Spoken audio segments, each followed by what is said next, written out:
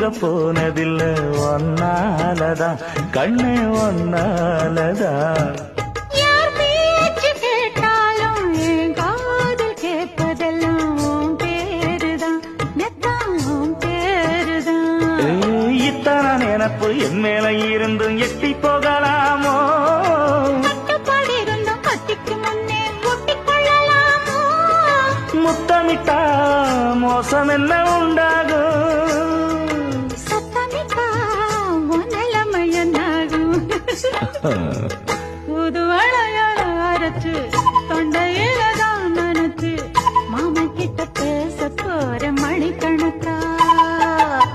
தூண்டாமணி விளக்க தூண்டி விட்டு எரிய வச்சு ஓ முகத்தை பார்க்க போற நாள் கணக்கா.